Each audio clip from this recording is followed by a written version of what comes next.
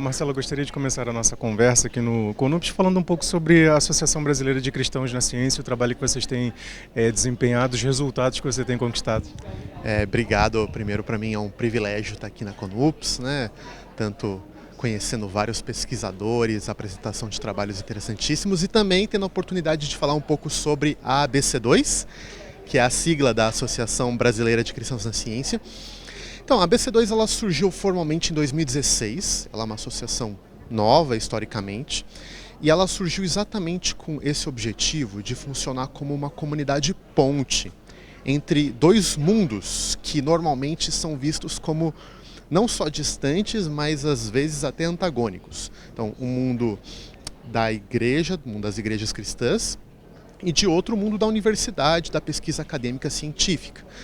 É claro que sempre existiram vários pesquisadores, acadêmicos, professores universitários que são cristãos, mas o que a gente sempre sentiu falta foi de uma articulação melhor entre essas pessoas, tanto para que a universidade compreenda o campo religioso, a importância dele e a contribuição legítima que ele tem para dar para a academia, como também as igrejas elas possam compreender e respeitar a importância dos campos acadêmico e científico, né? A gente vê uma dificuldade dos dois lados. Então, a BC2 ela surgiu para construir essa comunidade ponte entre esses dois mundos. E a gente, ao longo desses anos, tem feito várias iniciativas, né? Publicação de muitos livros, aqui na CONUPS vários dos nossos livros estão à venda. A gente também tem desenvolvido vários cursos, seminários, conferências, e talvez o que a gente gosta de enfatizar como coração da BC2 são os nossos grupos locais, os nossos grupos de estudo. Hoje a gente tem mais de 70 grupos no Brasil, espalhados geograficamente, tematicamente, que se dedicam a estudar a relação entre fé e ciência, teologia e ciência, religião e ciência de modo amplo, né? Rapidamente, algumas outras iniciativas. A gente está agora com material para o ensino médio, chamado Ciência e Sapiência, voltado para explorar esses vários temas na interface entre filosofia, ciência e religião para o ensino médio. Um material assim excepcional. A gente também está com editais abertos para alcançar autores brasileiros que queiram se aventurar nessas águas. Então a gente tem editais que premiam financeiramente os vencedores para publicar resenhas, ensaios e até mesmo livros em vários dos temas que são abarcados pela interação entre ciência, religião e filosofia.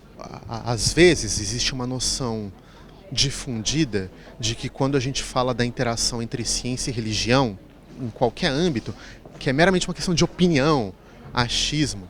E o que muita gente não sabe é que existe já há décadas um trabalho acadêmico, legítimo, importante, sendo feito em vários temas nessa área. A gente tem cadeiras e institutos ligados a Oxford, Cambridge, Harvard, a Universidade de Edimburgo. Então, várias das universidades mais importantes do mundo já têm há décadas promovido pesquisas sérias nessa interação. Marcelo, você falava sobre essa situação que muitas vezes é colocado de uma maneira muito dogmática da ciência com a religião, a religiosidade. Eu queria que você falasse sobre um aspecto que é interessante, a questão do cristianismo no desenvolvimento da ciência, porque ele tem um papel muito fundamental também nesse contexto. Esse é um tema interessante, porque é o que você disse, né? Existe talvez uma visão bem difundida de que ciência e religião são inimigas, estão em polos opostos. Elas concorrem pela mente das pessoas. Mas o que talvez muita gente não saiba é que quando a gente olha para a origem da ciência moderna, séculos XV, XVI e XVII, às vezes chamado como a Revolução Científica ou como a emergência da cultura científica no Ocidente, diversas tradições religiosas, mas especialmente o cristianismo, teve um papel fundamental para a emergência dessa cultura científica. E, de novo, isso não é meramente uma questão assim apologética ou proselitista. É o que o melhor do estudo acadêmico em história mostra para a gente hoje. Para citar dois autores, Peter Harrison, que foi por muitos anos professor em Oxford e hoje está na terra natal dele na Austrália, e também o Stephen Gaukroger, que são grandes historiadores super renomados. Eles mostram isso, que não é meramente que as pessoas eram religiosas durante a Revolução Científica. Eles mostram de diversas maneiras e por diversos motivos como instituições religiosas, ideias teológicas, princípios, isso fomentou e foi fundamental para animar uma certa imaginação científica, que sem isso seria difícil explicar o porquê que houve a Revolução Científica. Agora, como é que nós podemos abordar a ideia de Deus no desenvolvimento da ciência? Olha, é de muitas maneiras, né? Então veja, um dos outros autores importantes, que é o Amos Finkelstein, ele ressaltou, é um tema que filósofos da ciência têm enfatizado já há décadas, que ideias científicas, elas nunca surgem num vácuo. As ideias científicas, geralmente são animadas por símbolos, rituais e tradições intelectuais. E ele mostra como várias das ideias importantes da Revolução Científica, elas têm uma origem teológica. Só para dar um exemplo, um dos grandes temas que é senso comum hoje na ciência são a ideia das leis naturais, que o universo é regulado por certas leis naturais, a famosa lei da gravidade, ou a lei da eletromagnética, tem lá, alguns dizem que tem 4, né? O mainstream hoje da ciência diz que existem 4 leis fundamentais que regulam a energia e a matéria, mas o que muita gente não se pergunta é de onde que veio essa noção de que o universo é regulado por leis. Às vezes as pessoas acham que isso sempre esteve aí. Não. Um dos principais proponentes disso, que foi René Descartes, claramente ele localiza isso numa ideia teológica de que existe um Deus. E um Deus que, segundo a tradição judaico-cristã, é um Deus legislador, né? Que legisla, que ordena o mundo, que organizou e criou o mundo segundo uma certa ordem, tem as suas leis.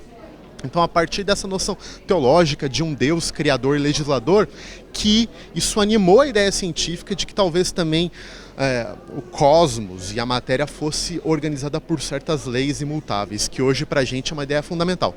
Veja, só um rápido parênteses aqui. Isso não significa que um cientista hoje ele é obrigado a crer em Deus, nada disso. O fato o apontamento é que no nascimento de muitas dessas ideias científicas, o que animou a imaginação e o entendimento de muitos desses cientistas ou filósofos naturais foram ideias teológicas. E isso é importante a gente entender a história dessas ideias.